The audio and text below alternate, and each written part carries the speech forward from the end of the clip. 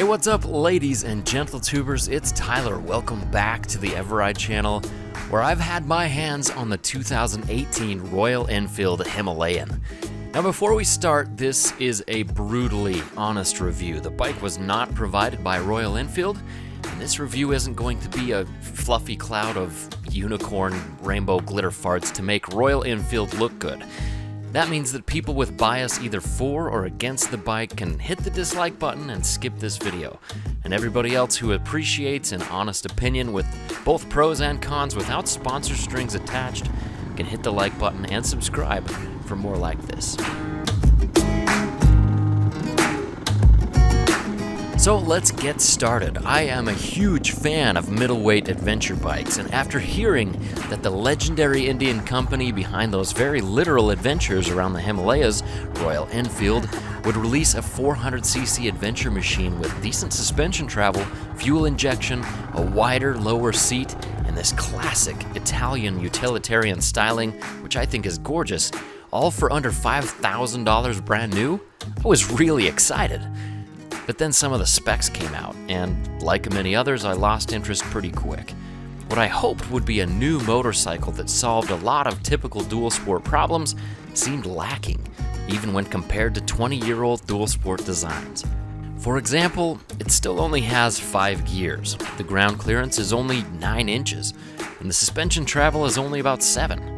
The Himalayan has a 411cc engine, so you'd think it would be within the ballpark of a DRZ 400's power, but it produces only 24 horses at about redline. In comparison, Suzuki's 18-year-old DRZ 400 produces nearly 40 horsepower from a package that's 80 pounds lighter. Yes, the Himalayan is 400 pounds. That's getting into KLR territory, but back to horsepower. The Honda CRF 250L puts out just 1 horse less, as does the Shin RX-3. So why have a 411cc engine if it only has 250cc power?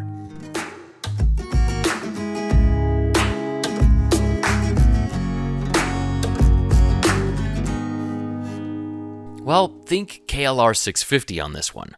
The KLR has a larger displacement than a DRZ, but its horsepower is nearly the same. Why don't people hate the KLR for being underpowered then?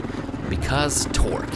33 dirt-chugging foot-pounds, and in that way the Himalayan does have power.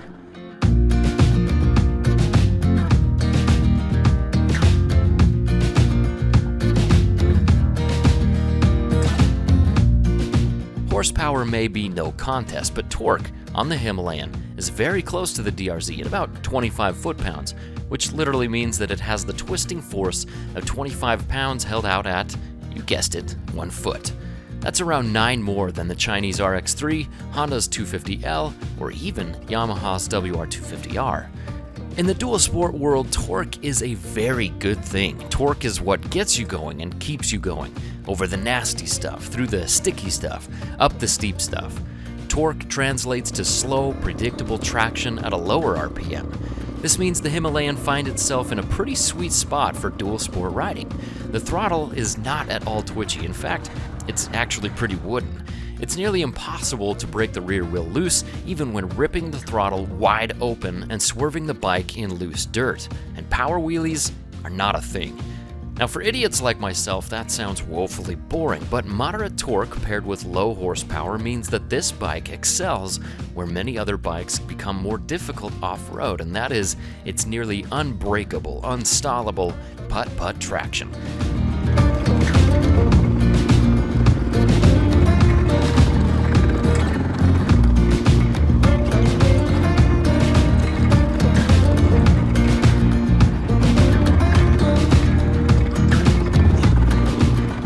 Now, 25 foot-pounds of torque doesn't mean you can idle up a 45-degree angle. You still need to feather the clutch quite a lot. But a lack of horsepower and a fairly high, non-tractory first gear means that you can feather that clutch like a complete moron and still climb the hill without fear of looping or spinning the tire. By no means does it have the tractor factor like the KLR or even the DRZ, but it makes it, and it makes it smoothly.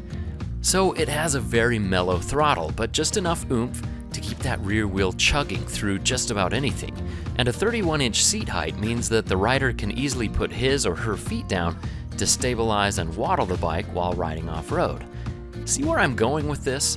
Sure, it's heavy, it lacks power, its suspension travel isn't a game changer, and the clearance means it's going to bang far more often than its taller competition. But despite these flaws, the Himalayan is an incredibly easy motorcycle to ride off-road.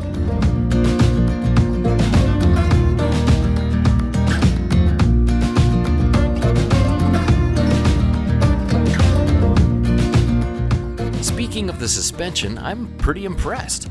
For having only about 7 inches of travel, it actually soaks up quite a bit off-road while still feeling pretty smooth on the paved stuff. Jumping it is going to bottom it out. Big G-outs, ruts, and whoops will bottom it out. It does feel undersprung off-road, as it should. This definitely isn't a dirt bike, and it's not pretending to be. But for getting through difficult terrain at lower speeds, the Himalayan's suspension does the trick. While it's not Baja ready, the suspension is yet another feather in the Enfield's cap that makes it easy to ride.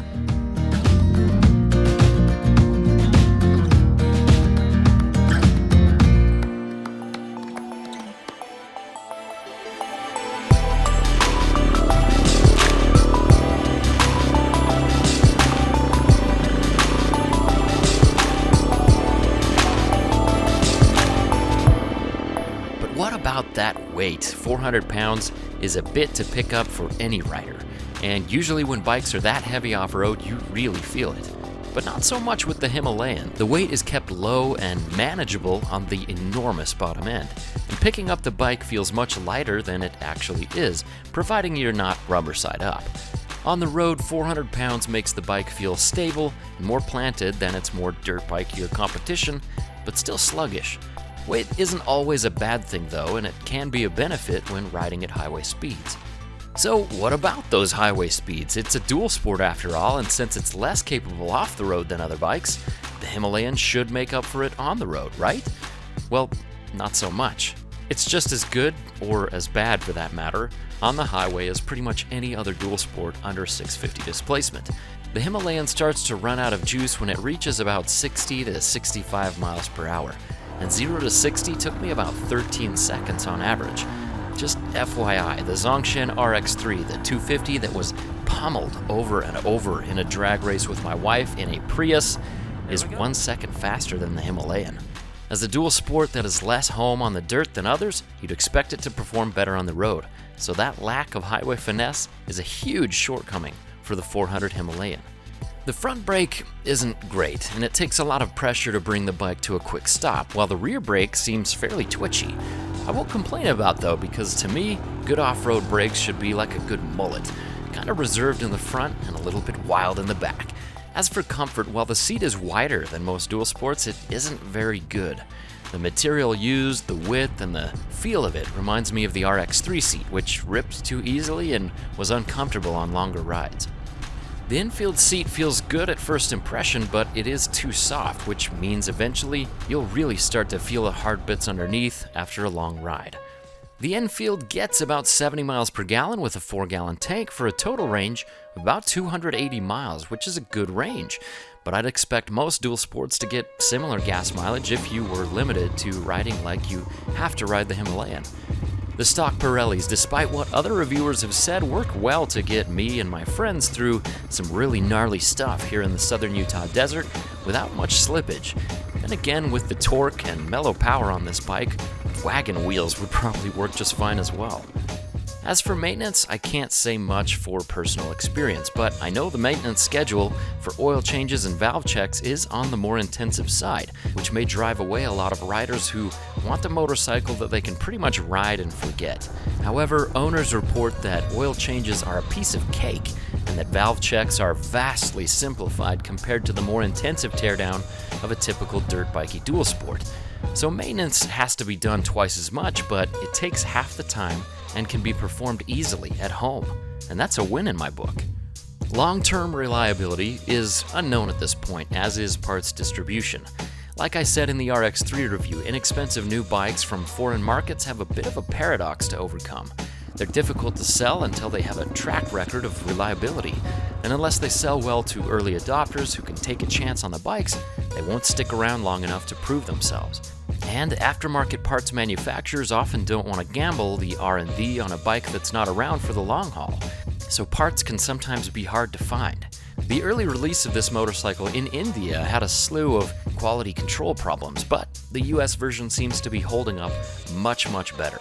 But what about that notorious clip of the Enfield's foot peg breaking off when going off a small jump? Many people have cited that clip as definitive proof that the Enfield is poorly built. But if foot pegs were the ultimate litmus test for build quality, then the KLR 650 must be rubbish because the foot peg bolts are made of wax and many owners have to weld them on. And yet the KLR, as you know, is the king of inexpensive, reliable, do-it-all motorcycles despite the burning oil, the doohickey, the flimsy controls, the brittle plastics, the rattle-out bolts, and the soft threads. And I'm not knocking the KLR. I'm just making a point that even bikes that have a well-deserved reputation of being bulletproof have plenty of well-documented issues.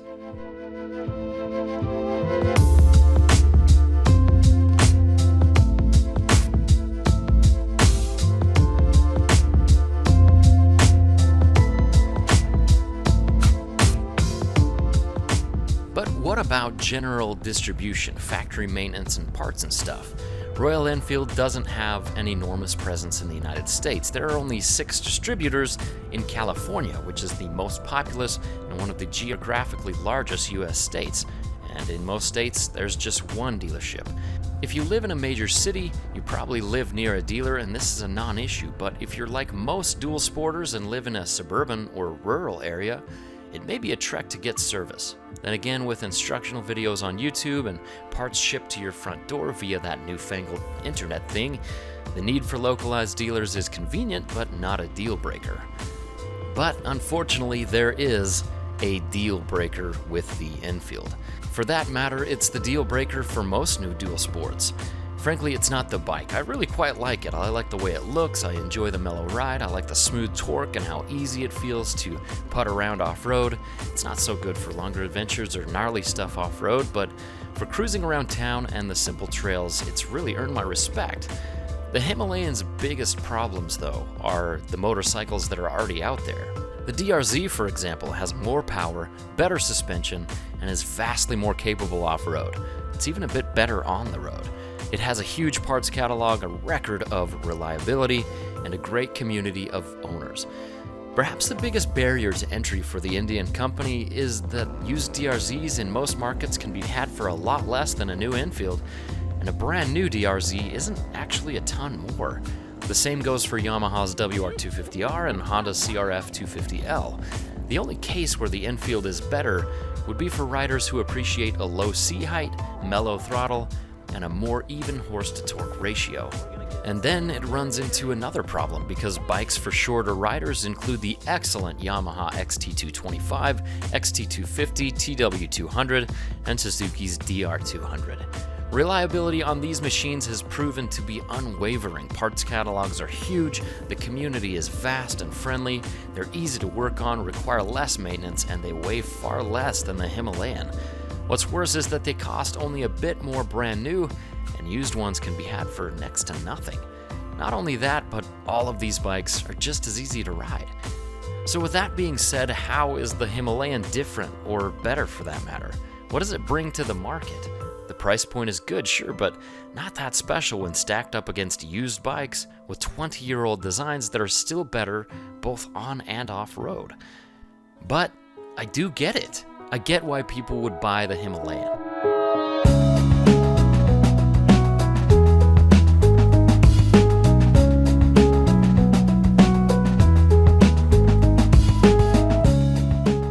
It's the same reason that I still have a soft spot for early cruisers and scramblers. They're not the fastest or the lightest, the tech is old, and the styling was meant to be unique and functional. Over time, though, the dated styling became retro cool, and so prices for the utilitarian look skyrocketed, despite being functionally inferior. For better or for worse, the Royal Enfield Himalayan is the closest thing to a genuine old-school dual-sport scrambler/cruiser that there is.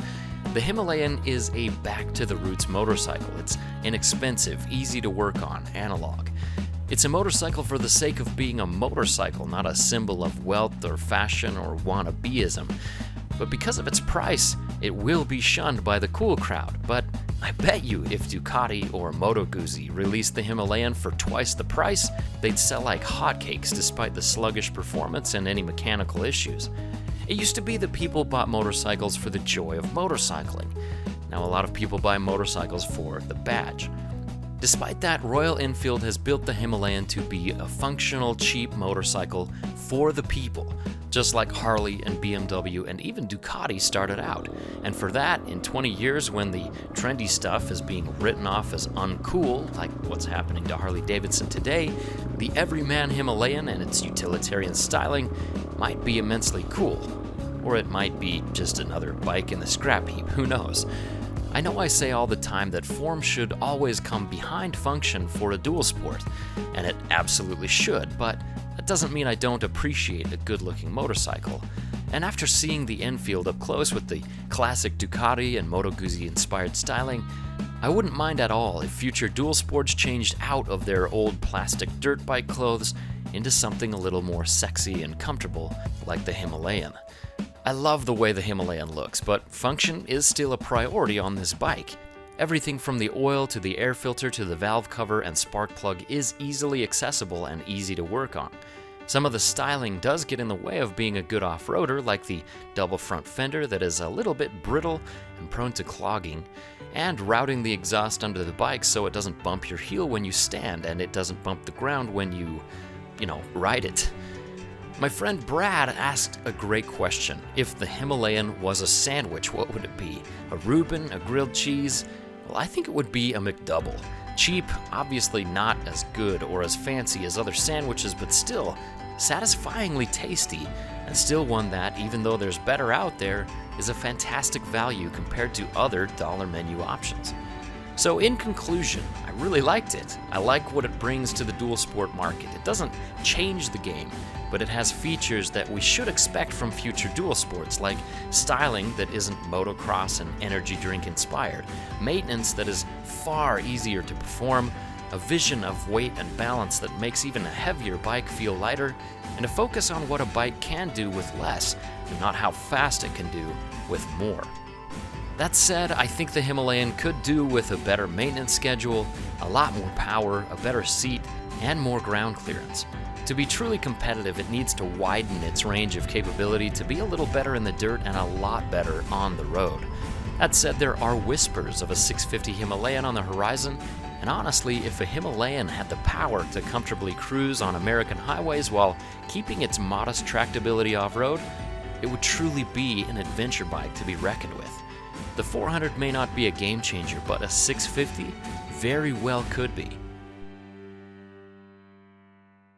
So I may not buy one, but after going through what I've been through with this bike, I really do get it.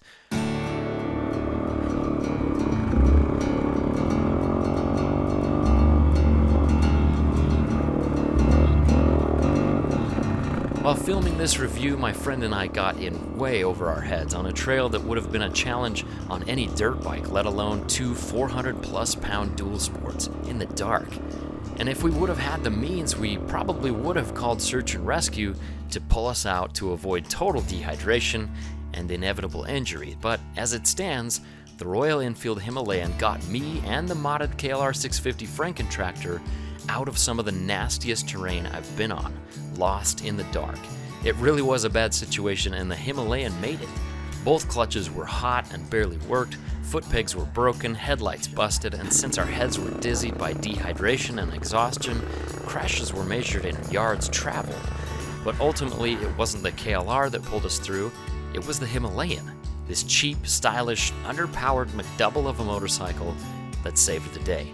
If you stuck around this long, you're probably going to want to see that video, and it will be in the upper right corner next week. So please subscribe and hit that bell icon so you don't miss the notification for that video. And I've noticed a lot of forums and comment sections where people are wondering how the Himalayan stacks up to the Zongshan RX3, a budget 250 dual sport out of China that costs about $400 less. If you'd like to see my brutally honest review of the RX3, that video is also to the right, but spoiler alert, While I can see the appeal of the Himalayan, I had a much harder time seeing it on the RX3 after owning one. A huge thanks to my friend Jesse for letting me borrow this truly unique motorcycle, and as always, a very sincere thanks to my patrons and producers who make every one of my videos possible. It's their support that makes brutally honest reviews like this exist without any sponsor interference, so truly, they are the lifeblood of this whole endeavor. Thank you guys, and thank you for watching.